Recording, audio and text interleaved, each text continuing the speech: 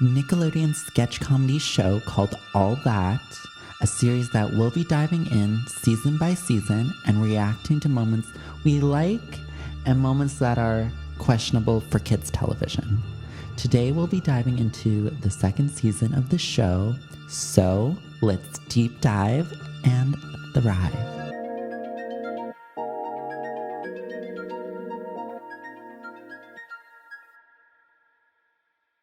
All That was the Nickelodeon sketch comedy live-action show that premiered on April 16, 1994.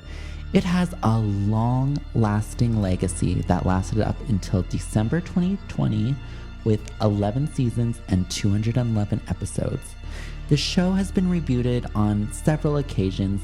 It had a run in the 90s, run in the early to mid-2000s, and then again recently in 2019. This is also the first Nickelodeon series that marks the beginning of Dan Schneider's legacy into Nickelodeon, which we'll be exploring further and further and going through each show one by one. As well, this was the launching pad for many other stars such as Kenan Thompson, Kel Mitchell, Amanda Bynes, Nick Cannon, and more.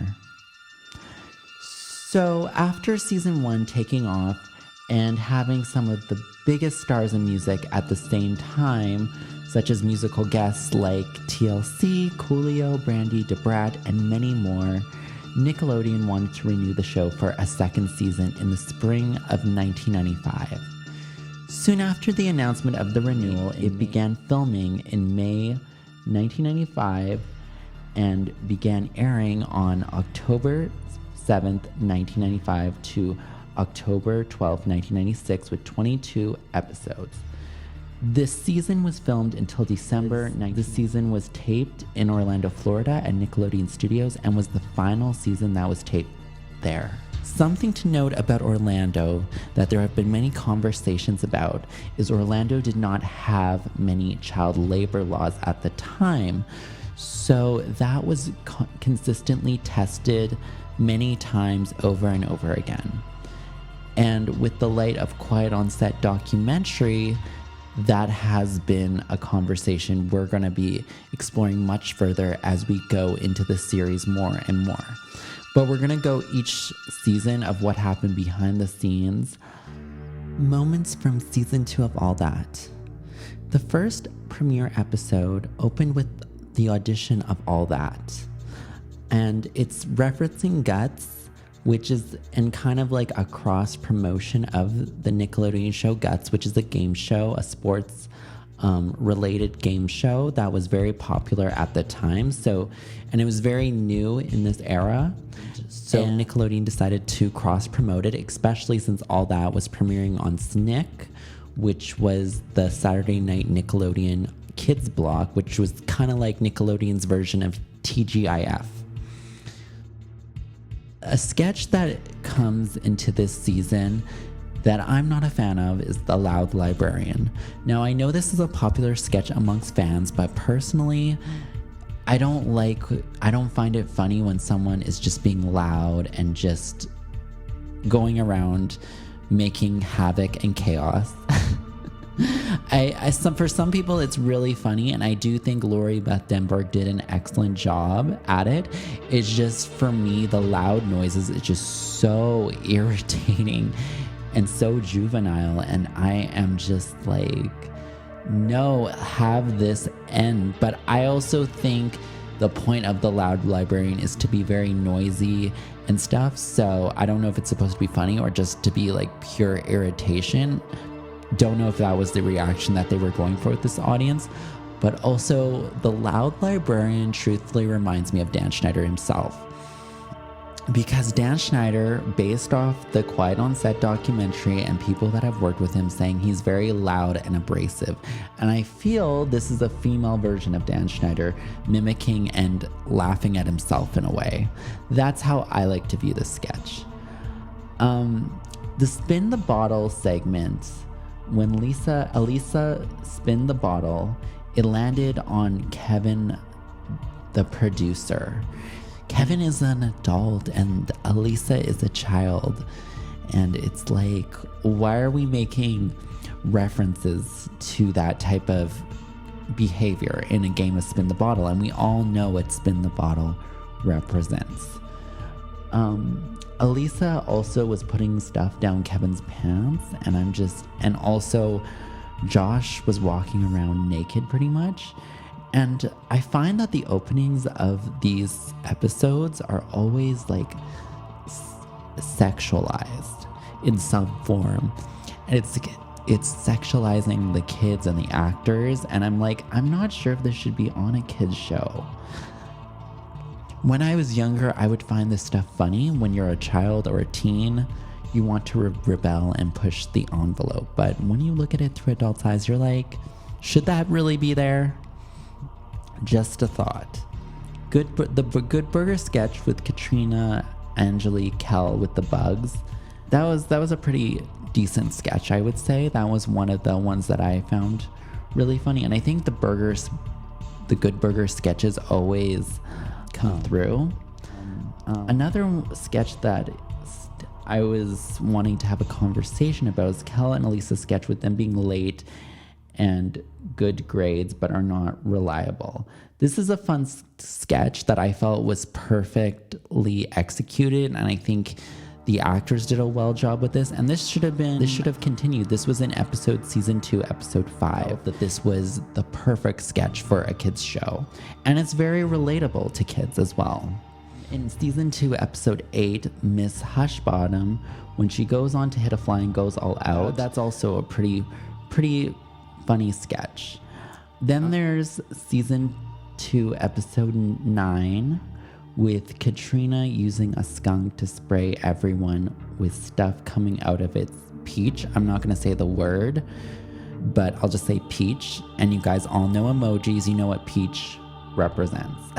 Something that is always I feel this would work well in an SNL sketch, but this is again, a show for kids, is the Pierre Escargot. Now, I feel Kenan Thompson executes this perfectly. I will say the acting is on point. It's just the context and the writing of it has these innuendos that you're like, why is this in kids television? And it would be really funny when you're a kid and teen. Again, very funny then when you're an adolescent. But when you're looking at this through adult eyes and seeing this on a kid's show and adults writing this for a kid's show, like the line, "Your puppy has wet my mother. What have you done to my pork chop? Captain the robot is sniffing my trousers." You're like, what is going on here? One of my favorite sketches that Katrina Johnson ever did is her Roseanne impression. Like, it is on point. The makeup and costume designers do such an excellent job on this show to make Katrina very like it's not exactly Roseanne, but it's like it could be Roseanne's daughter in a way, or Roseanne's grandmother. And just the makeup and everything is so funny. And Katrina Johnson is such an underrated All That cast member that I feel she deserved more praise. And we're going to get into why that didn't happen. So season 2, episode 10 is Christmas episode. And this is something that, again, was of the time, but I feel like adults push this on a kid's show, is they all sit on Santa's lap and make sure they sit on Santa's lap. And Milkman, and always Milk being involved in these sketches like Super Dude and stuff. And there's a point where Santa Claus is trying to climb on Super Dude and he grabs his peach, and I felt that was too much. That was too much pushing the envelope. Again, I feel the writers had something, again, pushing, there's that continued pattern of adults touching children. And I feel it made me very uncomfortable, not gonna lie. In season 2, episode 11, there's a character called Butterboy, which also is similar to Pickle Boy, which is a later sketch, who is portrayed by Brian Peck, who is a convicted offender against minors, which we find out during the Quiet on Set documentary. And it's interesting the people who play these characters, but I feel Butterboy was a predecessor to Pickle Boy. Just something I noticed, especially because I watched this after the Quiet on Set documentary. You really see this with different eyes. And also, again, this is another episode where Josh is shirtless in a very like, why is he shirtless sort of thing. That's just my initial thought. Season 2, episode 12, they try to wrestle Coach Kenan and take down a teacher. And there was just something very off-putting about this to me, just personally. Then there's also the Peter and Flem sketch where Flem is dressed in a bra and skirt and Josh being dressed up like that. Specifically, I remember Tracy Brown, who is Brian Hearn's mother, who Brian Hearn was an All That actor in season 7 to 8. She said she kept asking why her son was always in dresses and stuff, and apparently there is this hidden thing of people who are into minors. There's a thing of them dressing boys up like girls, from what I've heard allegedly. That just knowing that, it kind of is off-putting. And then we have in season 2, episode 14, another Pierre Escargot sketch. Again, very interesting, off-putting sort of sayings that you would find funny as a child and teen, but when you're an adult and adults writing this for a kid's show, that fat man is bending my pony, who broke the pickle pump. You're just like, what's going on here? Then there's season 2, episode 15. Kenan seems to be dancing in a skirt for most of this episode. And just like, why, again, referencing boys in skirts. And it's just like, what's going on here? And then there's season 2, episode 16. Coach Kenan in the hospital was a pretty funny sketch, nothing appropriate. It's kind of on edge, but it's good for teen entertainment. And I felt this was more something that is good for kids' television. And I think they should incorporate more skits like these. And then we have the Wizard of Oz sketch in the same episode. And this was a very creative sketch, I will say. I enjoyed it. This is actually one that I remembered the most from this series when I was going back. This was one I love, and I have a fascination with the Wizard of Oz and Alice in Wonderland and fantasy worlds like this. So this was pretty entertaining to me. Something that was noticeable though is Angelique was barely in the Wizard of Oz skit. Like, she only had one line, and from this point forward, you only see Angelique Bates in not that many skits, and her lines begin to decrease even further till her exit. So, and we will be discussing that even further at the end of this video, so stay tuned. Also, something that is noticeable is Kenan Kel seems to be the center of most of the scripts, along with Katrina Johnson, who is going to get her own show. Again, we're going to talk about that going further. And I could tell she was the center, along with Lori Beth Denberg. Those were the core four: Kenan Thompson, Kel Mitchell, Katrina Johnson, Lori Beth Denberg. All central main players that were getting the majority of the skits. Season 2, episode 17, Ishboot is getting a doctor's appointment and Kenan shows off his legs. Something that I find very off-putting is that they're making Kenan, and I could be super wrong about this. But there's just something noticed. They make Kenan really like playing these dumb characters all the time. Just something I noticed. Also in this skit, Ren and Stimpy is featured in the skit, which it makes you wonder what we did a deep dive on Ren and Stimpy, and we all know the situation that happened with John Kay and what happened with John Kay later in his life. And I wonder what the relationship between Dan Schneider and John Cristofalusi was like. I'm just very curious.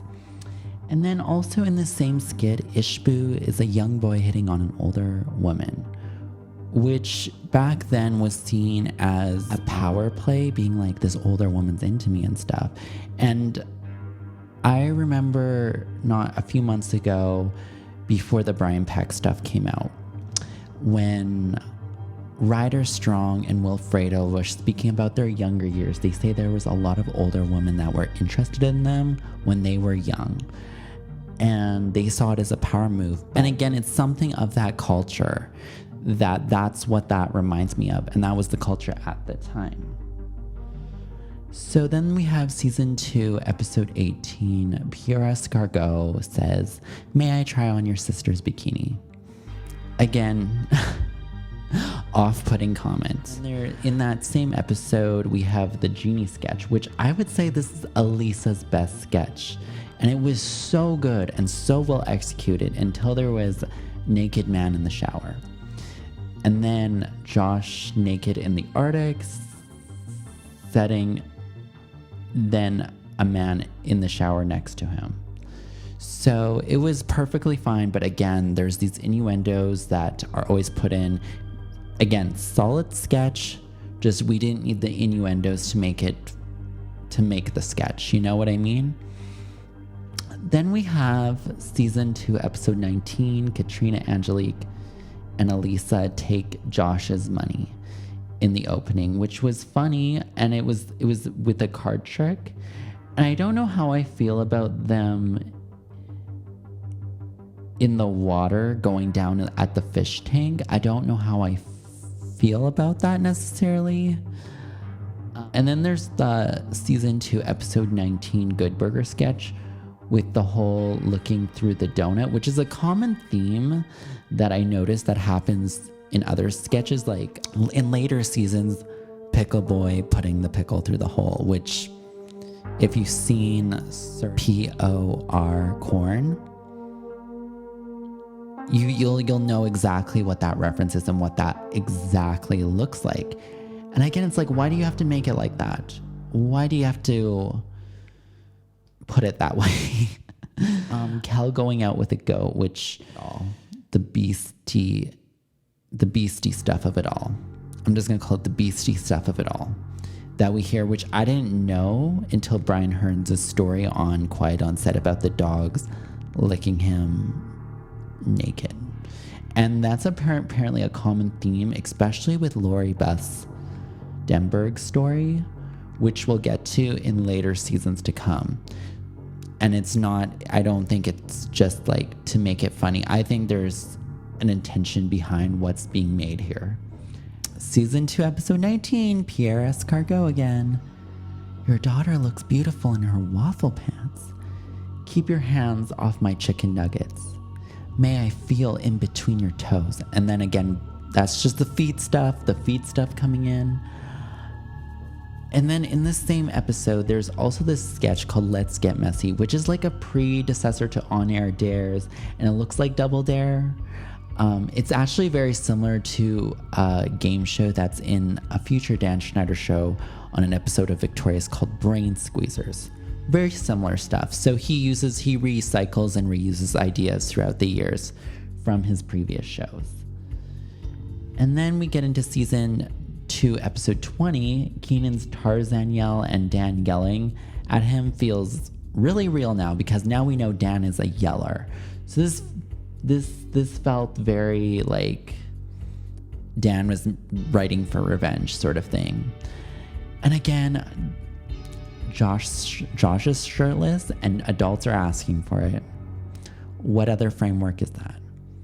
And then in this episode, there's the Good Burger Ghost sketch, which was great, with Ed trying to be scary. I thought this was perfect. This was one of the better sketches of the season. I think Kel Mitchell is such a talented actor, and he's made for this sketch.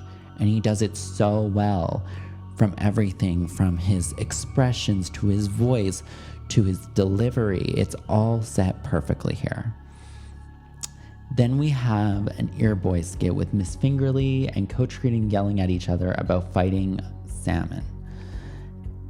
Then Ross Perot comes in, and Ross Perot, again, that's probably my top favorite Katrina Johnson's character. She is perfect for that character. That is her. When I think of Ross Perot, I think of Katrina Johnson right away because of this sketch. So it's really strong, and I think the Earboy sketches are always on point. Then there's Miss Fingerly scolding Josh as the student, which happens in this episode. Again, pretty decent sketch. And then we're in the season 2, episode 22, the season finale. Josh and Katrina imagining they were an alternate planet, and Lori Beth playing the mother in the sketch. Then we have Josh chasing an ice cream truck sketch. Then the ice cream man stopping for the pig. Interesting. And it was kind of like, it felt very ongoing. It felt, I wonder if Josh Server had a lot of fun just running outside chasing an ice cream truck, because this was filmed outside, so all over the place. So I wonder how he felt about just running everywhere outside instead of being in like a cloistered studio. And something to note about the season 2 finale is that Angelique is only in the opening scenes, and she has 0 lines in her final episode. Like 0 lines. They completely iced her out. The aftermath of All That season 2. While the season of All That was successful, they had reached up to 2.1 million viewers during this time, and the show was on an upward growth, being one of the most popular Nickelodeon shows on the network.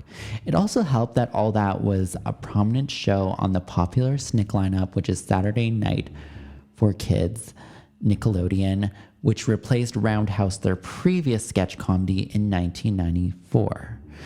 Also during this time, Kenan Thompson and Kel Mitchell became the stars of the show, having various sketches among fans such as Coach Creedon, Super Dude, Ishboo, Big and Seg and Barry, Mavis and Clavis, Good Burger, and many more.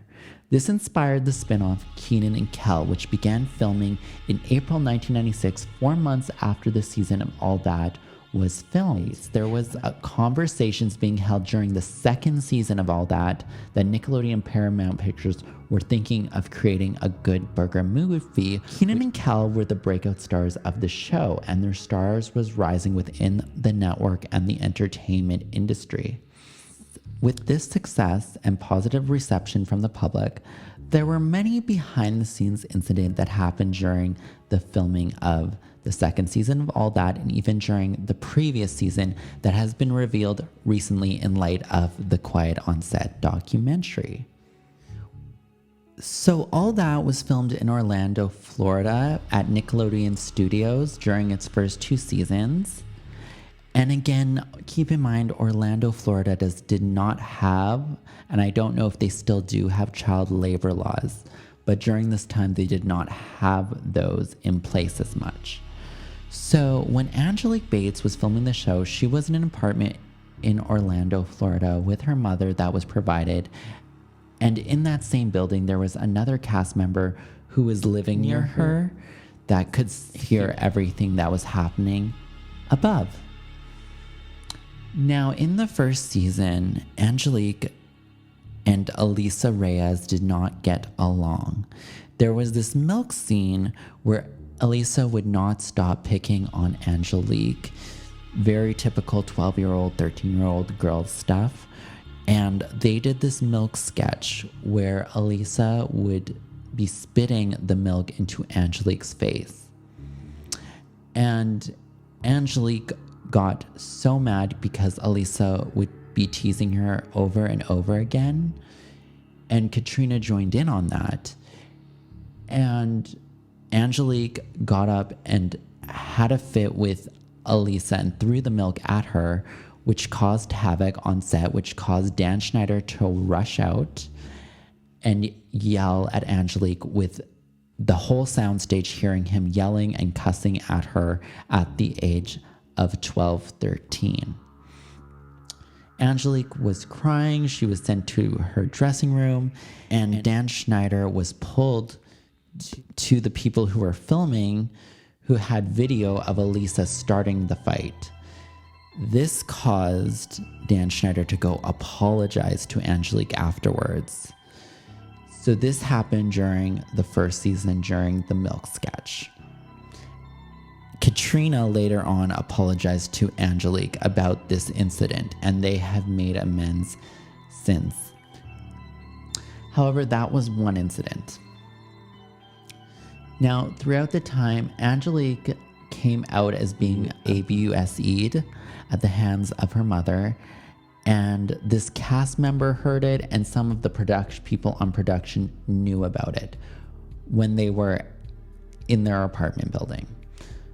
Angelique describes her mother as a double-edged sword. Angelique's mom also protected her from production itself. Now, production had this pattern, not with just Angelique, but with other people as well, where they would try to separate child from parent in this environment. There seems to be that continued pattern of that, and also pushing emancipation on some of these child actors as well. There was even a point when someone on production tried to make advances towards Angelique's mother, and she turned them down. And this bothered production badly, which led to things like Angelique being taken out of scenes and not being included as much in the show as the latter half of the second season of All That. You can clearly see that happening. And we have spoken about Angelique on this channel before. I have a video on that. There are some inaccuracies there that Angelique corrects in the comments, so please check that out as well. But we are just briefly going over this. So as I was saying, around the holidays in 1995, Angelique and her castmates were supposed to appear at a fundraiser at a children's hospital for kids. And Angelique and her mom really got into it to the point where someone called CPS, Child Protective Services, and the police came and an investigation was occurring. This got back to the network, where Angelique was called to the heads of the network, and she describes it as it felt like it was going to the principal's office, and it had that shame to it. And so as well, during this time, Angelique was working on her own solo music, and there were conversations of her to perform during the third season of her own solo music. However, this incident completely jeopardized it. The heads did say that she was coming back, but it felt more like Angelique was sad, she was upset. So it was just like adults trying to make the child feel better in the moment. However, when it was time to begin negotiations for the third season, Angelique's contract was not renewed. After the show, Angelique was blackballed by the network due to what happened on set with CPS and her mom, and all these incidences of what happened. She had to go work in retail eventually. However, she has had moments where she's been a working actress. However, it was difficult after all that. She did get a few roles in like Boston Public and did stuff on the Adult Swim network and stuff of that nature. And, her son is in acting as well. So she managed to stay in the industry and still have her foot into what she loved to do and her passion. Angelique Bates' legacy on All That. I think Angelique Bates' time on the show set the groundwork for many iconic sketches that we still speak about to this day. I think the most known sketch that carried through many seasons even after her exit was Cooking with Randy and Mandy. Cooking with Randy and Mandy was a sketch with Angelique and Kenan Thompson, where the two chefs, Randy and Mandy, teach everyone how to cook with chocolate. I think this sketch is a child's dream to be overdosing on chocolate in the kitchen. Like, it just sounds like so delicious. Like, on so many levels. This is personally a top fave sketch of mine. After Angelique left, it just became Cooking with Randy, which Angelique left, it just became Cooking with Randy, which I do have some things to say when we get to season 3 and beyond about this sketch and how it evolved post season 2. Another character by Angelique that was prominent in the first season was Steve Urkel. My favorite Steve Urkel bit was the Steve Urkel holiday hit skit, and Angelique could have been the real Urkel. Everything from the voice to the style to the mannerism was just so on point. And I feel Angelique could have taken this character to SNL or something. It was sad that this sketch was not incorporated more into the second season, but it has a memorable, lasting impact of the first seasons of all that. Another character that Angelique was known for was Beth in Good Burger, who is Ed's coworker and love interest. I would have loved to see Beth in the Good Burger movie just to see them fully flesh out the dynamics between the two to see storyline growth. Overall, Angelique left some memorable characters that are a part of all that history, and she is an OG cast member that set the foundation for what's to come. Quiet on Set released in March 2024, and Katrina Johnson spoke about her time on the show and said Dan Schneider saw her as her first golden child and intended to make her a star. In the second season, Katrina would meet with Dan one-on-one in his office. He would mentor her. He wanted to make the Katrina Johnson Show, which would have been a sketch show similar to the Amanda Show. And during this time, they would begin to build characters for her. However, things for Katrina shift when the third season came around and new cast members started becoming a part of the ensemble trajectory, which changed the trajectory for Dan Schneider, All That, and Nickelodeon's legacy as a whole, for the good and the bad. Thank you guys for watching this video. Please go check out bonus content on Patreon, and please subscribe to the channel. Thank you so much for watching.